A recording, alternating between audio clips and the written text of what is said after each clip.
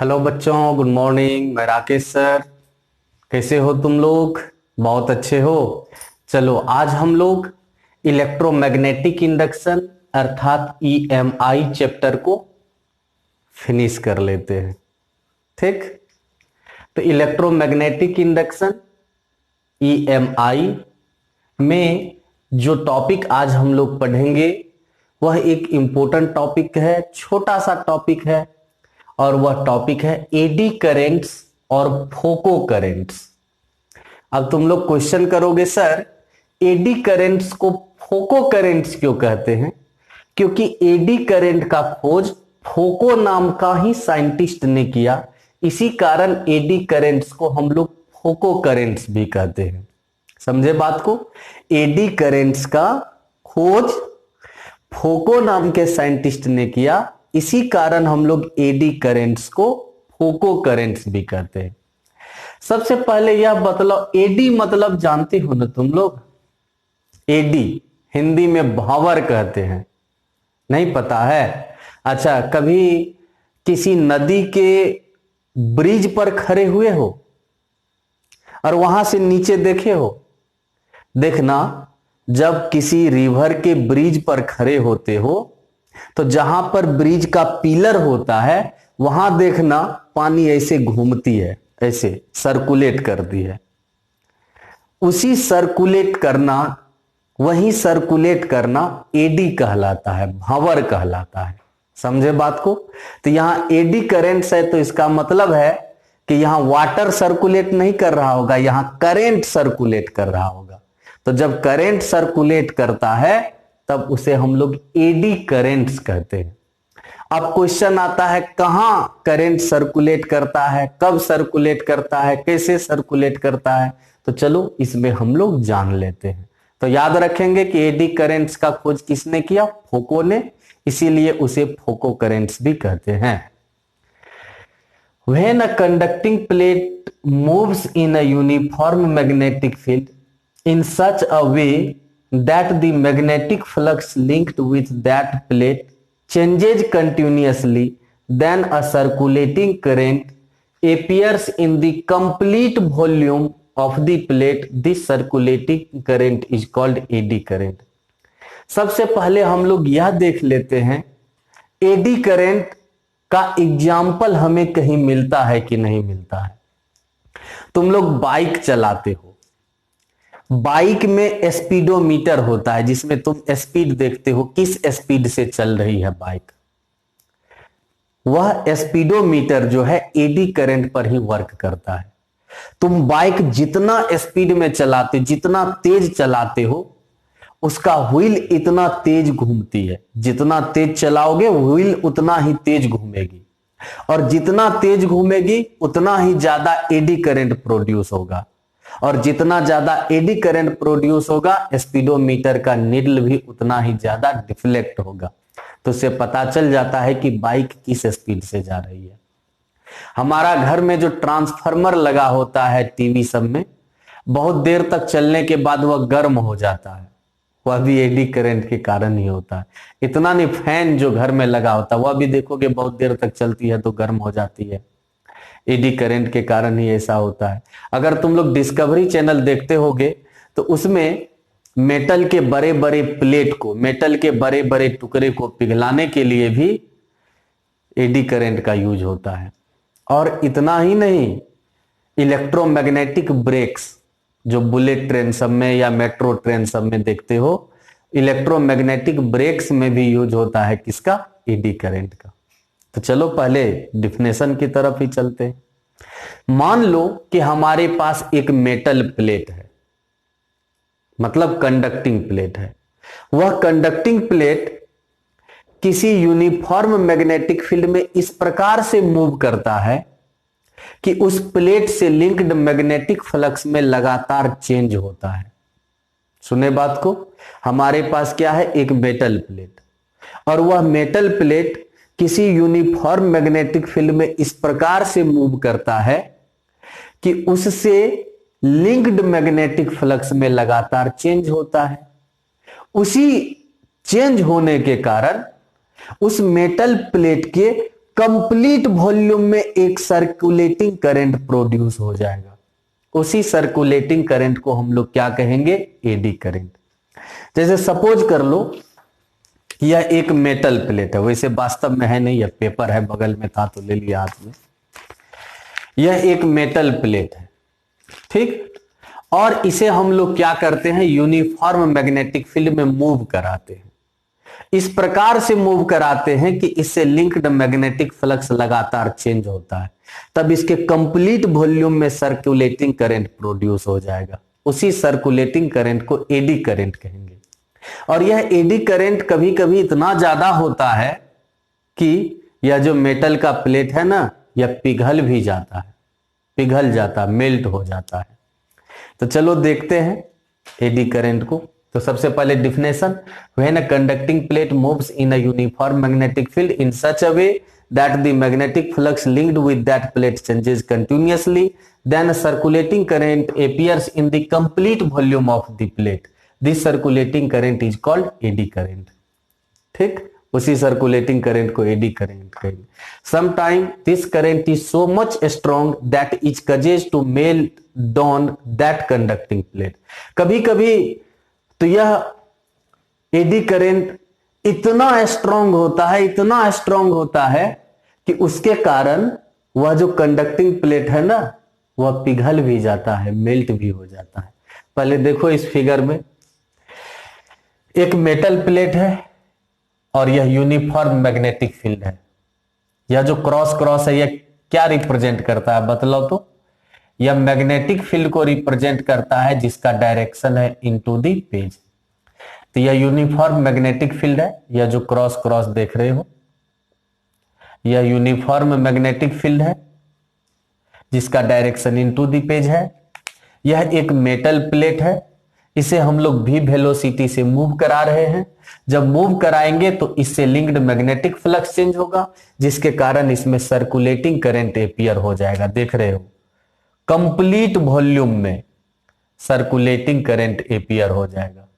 इसी circulating current को हम लोग एडी करंट्स कहते हैं, ठीक। अगर स्पीड ज्यादा करोगे तो सर्कुलेटिंग करंट भी ज्यादा होगा, और सर्कुलेटिंग करंट ज्यादा होने से इसमें ज्यादा हीट प्रोड्यूस होगा, और ज्यादा हीट प्रोड्यूस होगा तो यह मेल्ट भी हो सकता है। तो अगर ज्यादा एडी करंट चाहिए तो फास्ट मूव कराना होगा। याद रखना, faster motion produces greater eddy current.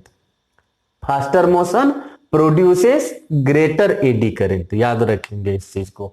चलो अब इसका देख लेते हैं कि क्या यूज है एडी करंट का और उससे हमें क्या डिसएडवांटेजेज मिलते हैं। साथ साथ एडी करंट को कम करना हो तो कैसे कम कर सकते हैं। अब बच्चों सबसे पहले देख लेते हैं एडवांटेजेज और यूजेज ऑफ एडी करंट्स। वैसे तो बहुत सारे यूजेज है। हो सकता है तुम्हारे घर में इंडक्शन चूल्हा हो, इंडक्शन चूल्हा मम्मी यूज करती हो खाना बनाने के लिए, पानी गर्म करने के लिए, या मिल्क को बॉयल करने के लिए। तो वह जो इंडक्शन चूल्हा है ना, वह भी एडी करंट पर ही बेस्ड होता है। इसीलिए तुम लोग देखते होगे कि इंडक्शन चूल्हा पर तुम तभी किसी चीज को कुक कर पाते हो या गर्म कर पाते हो जब उस पर तुम कोई मेटल का बर्तन रखते हो। तुम अगर मेटल का बर्तन नहीं रखोगे, कंडक्टिंग बर्तन नहीं रखोगे, तो देखोगे तुम्हारा खाना नहीं बन सकता है। तो तुम देखना अपने मम्मी को, जब इंडक्शन फर्नेस पर खाना बना रही होगी, इंडक्शन चूल्हा पर खाना बना रही होगी, तब देखना कि इंडक्शन चूल्हे पर जो बर्तन रखती होगी वह कंडक्टिंग होगा, किसी मेटल का होगा, नन मेटल का नहीं होगा। नन मेटल का रख के देखना खाना नहीं बनेगा, क्योंकि नन मेटल में एडी करंट हो ही नहीं सकता है, और जब एडी करंट ही नहीं होगा तो खाना कहां से पकेगा। तो देखो कहां कहां यूज होता है। इन स्पीडोमीटर ऑफ व्हीकल्स, गाड़ी के स्पीडोमीटर में ज्यादा तेज चलाओगे गाड़ी, व्हील्स ज्यादा घूमेगी, एडी करंट ज्यादा प्रोड्यूस होगा और स्पीडोमीटर का नीडल भी ज्यादा डिफ्लेक्ट होगा। इन इंडक्शन फर्नेस इंडक्शन फर्नेस, प्रेरण भट्ठी जिसे कहते हो, जिसमें मेटल के बड़े बड़े टुकड़े को, मेटल के बड़े बड़े शीट को पिघलाया जाता है, मेल्ट किया जाता है। और इसी का जो छोटा फॉर्म होता है ना, हम लोग घर में खाना बनाने के लिए भी यूज करते हैं, इंडक्शन कुकिंग जिसे कहते हो। In electromagnetic brakes of electrical train, अब इलेक्ट्रिकल ट्रेन जैसे मेट्रो ट्रेन है या बुलेट ट्रेन है जो इलेक्ट्रिसिटी से चलती है, उस समय जो ब्रेक होता है वह इलेक्ट्रोमैग्नेटिक ब्रेक्स होता है, उससे में भी एडी करेंट्स का यूज होता है। ठीक, इंडक्शन मोटर, उसमें भी यूज होता है एडी करेंट का। तो अब कितना लिखेंगे, 3 पॉइंट्स तो नोट कर ही चुके हो। अब डिसएडवांटेजेज ऑफ एडी करेंट्स, ऐसा नहीं है बच्चों की एडी करेंट से हमें केवल लाभ ही मिलता है, इससे नुकसान भी होता है और काफी नुकसान होता है। गर्मी के समय में पंखे चलते चलते जल जाते, पंखे का कॉइल, पंखा नहीं जलता उसका कॉइल जल जाता है। तुम्हारा घर में ट्रांसफार्मर रहता है, देखते होगे कि करंट जब बढ़ जाता है अचानक कभी कभार या बहुत देर तक वह ट्रांसफार्मर वर्क करता है तो उसका भी कॉइल जल जाता है। तो वह सब डिसएडवांटेजेज ही तो है। तो अब देखते हैं डी करेंट्स का क्या क्या डिसएडवांटेजेज है। A lot of electrical energy is unnecessarily converted into heat energy, electrical energy का बहुत सारा पार्ट अनावश्यक रूप से हीट एनर्जी में कन्वर्ट हो जाता है। जैसा तुम लोग देख सकते हो, अगर तुम्हारे घर में लगा हुआ फैन बहुत देर तक चलती है तो उस फैन में जो कोर होता है, देखना अंदर में कॉइल जिस मेटल पर लपेटा हुआ होता है उस मेटल को कोर कहते हैं हम लोग। क्या होता है, जब बहुत देर तक तुम फैन चलाते हो तो वह जो कोर है, उस कोर में जो एडी करंट प्रोड्यूस होता है, उसी एडी करंट का जो हीटिंग इफेक्ट होता है, उसी हीटिंग इफेक्ट के कारण वह कोर गर्म हो जाता है, और कोर गर्म होता है तो फैन का जो बॉल बियरिंग यह सब है सबको गर्म कर देता है। ऐसा ही ट्रांसफार्मर में भी होता है, उसमें भी देखोगे कॉइल एक कोर पर लपेटा हुआ होता है, उस कोर में जो एडी करंट प्रोड्यूस होता है उसी के हीटिंग इफेक्ट के कारण इलेक्ट्रिकल एनर्जी का बहुत सारा पार्ट हीट एनर्जी में कन्वर्ट हो जाता है और उसको गर्म कर देता है।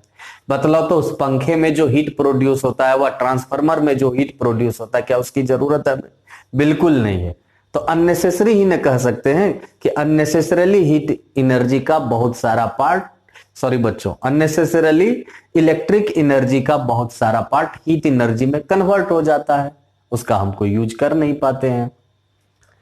The heat produced by eddy currents affects the insulation of electrical machines or devices। अब सीधा सा बात है कि एडी करंट के कारण जो हीट प्रोड्यूस होगा तो वह इलेक्ट्रिकल मशीन्स में जो इंसुलेशन प्रॉपर्टी होता है उसको भी नष्ट कर देता है, इंसुलेशन प्रॉपर्टी को नष्ट कर देता है। जैसे एडी करंट से जब तुम्हारे फैन के कॉइल में बहुत ज्यादा हीट प्रोड्यूस होता है तो वह कॉइल को ही जला देता है। ट्रांसफार्मर में एडी करंट से जब ज्यादा हीट प्रोड्यूस होता है तो वह ट्रांसफार्मर के कॉइल को ही जला देता है। ठीक, it causes unwanted damping effects, यह अनावश्यक डैंपिंग इफेक्ट, डैंपिंग मतलब होता है रिटार्डेशन जिसे कहते हो या मंदन जिसे कहते हो, एक तरह से रिटार्ड होना ही होता है, स्लो कर देता है, रिटार्डेशन प्रोड्यूस कर देता है। How to minimize eddy currents, अब क्वेश्चन आता है एडी करेंट्स को कैसे कम करें। इसका तुम लोगों को सबसे अच्छा एग्जांपल एडी करंट को कैसे कम किया जाता है का तुम्हारे घर में अगर कोई ट्रांसफार्मर है छोटा तो उसमें मिल जाएगा। आज तुम लोग एक एक्सपेरिमेंट करना, जो हम बोल रहे हैं वह कोई एक्सपेरिमेंट नहीं है, देखना ऐसा होता है कि नहीं। तुम्हारे घर में अगर कोई ट्रांसफार्मर है तो सबसे पहले उस पर दोनों कॉइल होगा, उसको हटा देना। जब हटाओगे तो तुम्हें उसका कोर मिलेगा, मेटल का कोर। देखना कि वहां पर लोहे के एक टुकड़े का यूज नहीं करके वहां पर लोहे के बहुत सारे शीट को, पतले पतले पत्थर को चिपका करके कोर बनाया गया है। आप कहोगे सर वह पतले पतले पत्थर यानी थीन थीन शीट्स का यूज क्यों किया जाता है? इसलिए किया जाता है कि एक एक शीट जो होता है उस पर इंसुलेटिंग मटेरियल का लेप चढ़ा हुआ होता है। ठीक। और पतला पतला शीट है तो पतला पतला शीट में एडी करंट भी बहुत कम कम होगा। इसीलिए अगर हम एक मेटल का ले लेंगे, मेटल का बड़ा सा टुकड़ा ले लेंगे तो उसमें एडी करंट ज्यादा होगा। अगर उसके बदले पतले पतले शीट ले लेते हैं और सभी को इंसुलेटिंग मटेरियल से लेप कर देते हैं तो पतला पतला रहेगा, पतला पतला में कम एडी करंट होगा। तो एडी करंट को कम करने के लिए ही सबसे पहले तो लेमिनेट करते हैं इंसुलेटिंग मटेरियल से। और दूसरा, अगर मेटल का एक कोर लेना है तो उस कोर में हम लोग एक बड़ा सा मेटल का टुकड़ा का यूज नहीं करके मेटल के पतले पतले थिन शीट का यूज करते हैं। तो by laminating with insulating materials, insulating material से लेमिनेट कर देंगे, मतलब इंसुलेटिंग मटेरियल का लेप चढ़ा देंगे मेटल पर। In core instead of single solid metal a group of laminated thin sheets of metal are used। Core में जैसे पंखे का कोर हो गया या कि ट्रांसफार्मर का कोर हो गया, इस सब में मेटल का एक ही बड़ा टुकड़ा के बदले मेटल के पतले पतले लेमिनेटेड शीट्स का यूज किया जाता है। ढेर सारा शीट्स को जोड़ के यूज किया जाता है। तो बच्चों हम लोग देख लिए कि एडी करेंट्स का क्या एडवांटेजेज है, डिसएडवांटेजेज है, कैसे कम कर सकते हैं, इसे हम लोग ध्यान में रखेंगे। यूजुअली तो इसका डिफिनेशन ही पूछता है, एडवांटेजेस डिसएडवांटेजेज या कैसे कम करेंगे यह पूछता नहीं है। बच्चों इस चैप्टर में एक और टॉपिक था जो इस बार सिलेबस से डिलीट कर दिया, वह था डिस्प्लेसमेंट करंट। तुम लोग डिलीटेड सिलेबस देखना, जो सीबीएसई बोर्ड ने डिलीट किया है सिलेबस, उसमें डिस्प्लेसमेंट करंट को हटा दिया है। यही कारण है कि हम लोग डिस्प्लेसमेंट करंट का डिस्कशन नहीं किए हैं। ठीक, अगर ऐसा होगा बिहार बोर्ड डिस्प्लेसमेंट करंट को कहता है कि नहीं पढ़ना ही पड़ेगा तो देखा जाएगा, लेकिन जहां तक तुम लोगों को पता है कि बिहार बोर्ड भी तो सीबीएसई बोर्ड को ही फॉलो करती है, तो जैसा सीबीएसई बोर्ड कर रही है वैसा बिहार बोर्ड करवे करेगी। तो डिस्प्लेसमेंट करंट जब सीबीएसई बोर्ड ने डिलीट कर दिया है तो हम लोग भी तत्काल छोड़ देते हैं, फुल स्टॉप लगा देते हैं उस पर। अगर आवश्यकता होगी तो देखा जाएगा, अभी तो कोई आवश्यकता नहीं है। ठीक, तो यह चैप्टर बच्चों यहीं पर कंप्लीट हो जाता है। अब इसमें रह जाता है numericals, objective type questions, short और लॉन्ग टाइप क्वेश्चंस। तो जब तुम लोग ऑफलाइन क्लास आओगे तब वहां पर उसका भी सॉल्यूशन हो जाएगा। ठीक, तो नेक्स्ट क्लास में फिर मिलते हैं, तब तक के लिए बाय।